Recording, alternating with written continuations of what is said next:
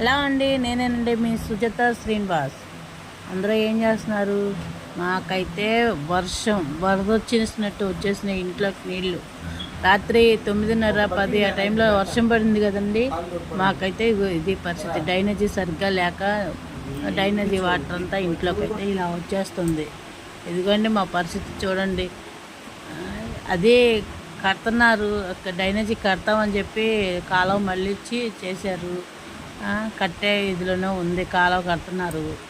కట్టే అడ్డం వేసింది, దాన్ని బట్టి మాకు ఇంట్లోకే వచ్చేసింది. బయట చూడండి ఇంత ముంగల వాళ్ళు పైకి పక్కకు తీసిన కాలువ నుంచి ఫుల్ అయిపోయి రోడ్ల మీదకి ఎగబాగేసింది నీళ్ళు అయితే.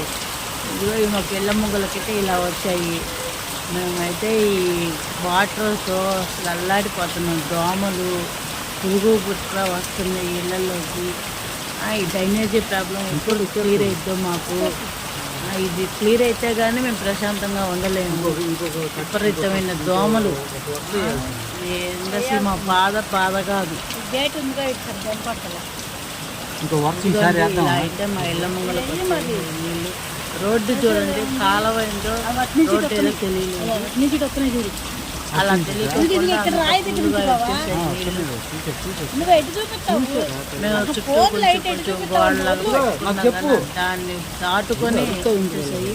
ఆ పక్కనే అడ్డం వేసారనమాట. ఆ అడ్డం వేసిన దానికి ఫుల్ అయిపోయి మాకు ఇంట్లోకి అయితే నీళ్లు బాగా వచ్చేసాయి. ఇదిగో మీరు చూస్తున్నారు కదా, ఇదంతా రోడ్డు. ఆ రోడ్డు కాలువకి తేడా తెలియకుండా పోయింది అనమాట.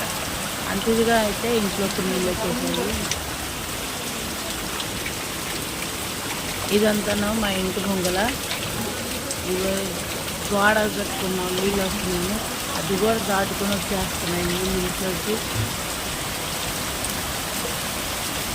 కొంచెం అయితే ఈ పక్క రోడ్లకి అసలు కాలువ ఏందో కూడా తెలియట్లేదు జనానికి. ఇది సైడ్ కాలువ అండి. సైడ్ కాలువ పడితే ఫుల్ అయిపోతుంది. ఇదంతా జానంతా ఫుల్ అయిపోతుంది. అది ఫుల్ అయిపోవటం చూడండి ఇట్లాగే ఇది చూసేదంతా రోడ్డు పోతుంది.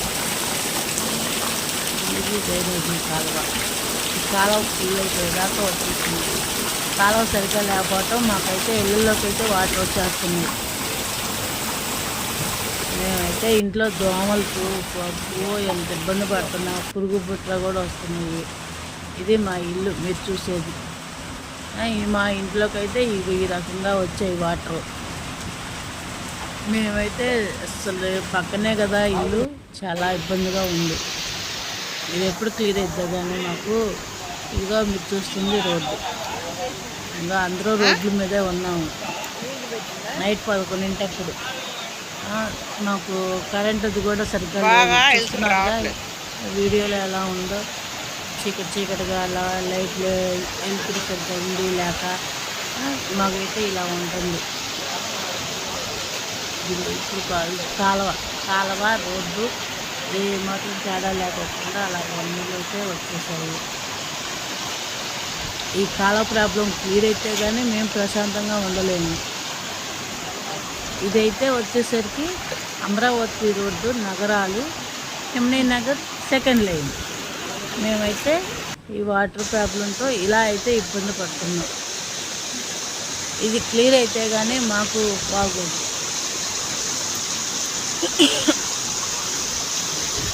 ఎప్పుడు తొందరగా అయితే మాకు నాకు అర్థం కావట్లేదు. ఇది ఎంత తొందరగా అయితే మేము అంత తొందరగా ప్రశాంతంగా ఉంటాము. కొబ్బరికాయ కూడా కొట్టి మొదలుపెట్టారు.